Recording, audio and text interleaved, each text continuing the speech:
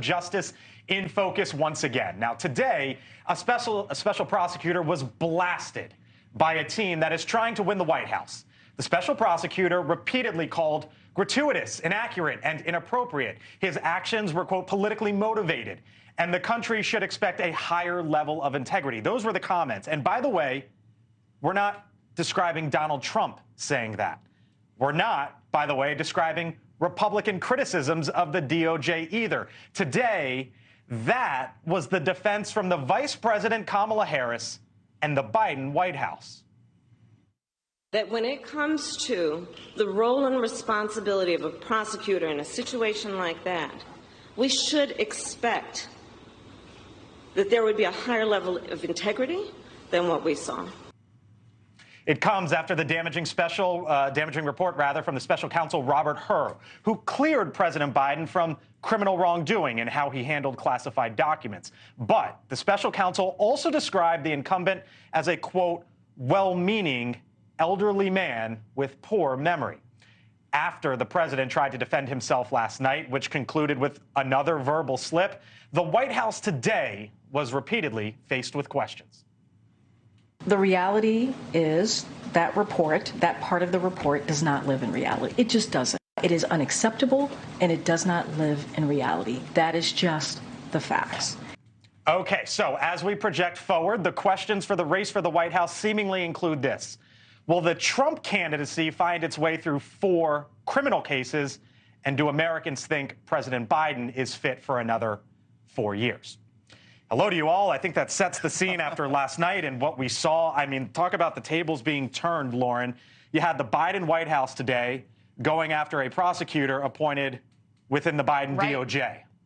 I mean, I thought it was a disaster. This press conference was supposed to assuage concerns about Biden's mental fitness and his ability to communicate. It did the exact opposite. In the Q&A, he mixed up the president of Mexico and Egypt, for instance. And, you know, we can talk about it later. I don't think the age is as much of a political liability as others do. But yes. Why? Here's the issue. Well, because Trump is also old and because you're not focusing on Biden's policies. If you're just talking about his age, it's identity-based. Those arguments are not the strongest ones. You were at Roman within the Trump White House. What did you make of the decision to run the president back out there after essentially giving comments on it a few hours or so beforehand? Well, look, the White House is clearly on cleanup duty right now. They are not happy with the way that press conference went last night. And maybe it's because Joe Biden has done 30 max in his entire term as president. If he got a little more practice in, they might have gone a little better. But he does not talk to the press. He does not talk to the American people on a daily basis the way that President Trump did. You know that very well. You saw me on the North Lawn many times with all of the different advisors for him. It's just not the way that this White House operates. They like to play everything very safe. They hide behind the scenes.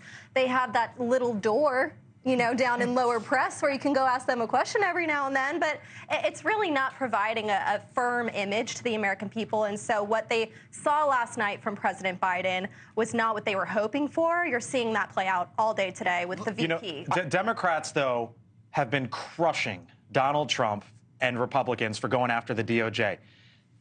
That's what the vice president and the White House did today, did they not? Right. That's exactly what they did. That's exactly what they did. And listen, I mean, I think you're right. When you hide the president, which has been the accusation to this entire time, you kind of play into, oh, maybe there's something time. Maybe he's too old. Maybe he's not up for it.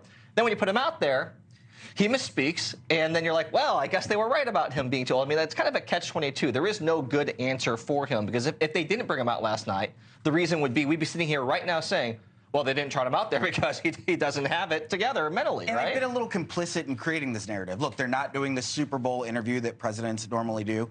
I'm an attorney. I don't really like the fact that Special Counsel Hur editorialized in his briefing, but there's a point to this. There are questions about Biden's age, about whether the president is fit for this, and Democrats can solve this. The White House can solve this. I think the president should get out, do an Oval Office address the nation, talk about Can the they fact that solve it, though? Yeah, but is it like you can't solve someone's age? But you only- What they should what do is he's put the doing. transcript out. If I were the White House, if you really think that things were cherry-picked, inaccurately put together, listen, I worked at the Oversight Committee. There's a very simple answer to this, which is release the transcript so we can see for ourselves in full context what those Transcripts aren't exchanges gonna be enough. were. I think Roma has a really good point. They've got to put him in front of the camera over and over and over again because there is this idea that he's been hidden. They would if they could.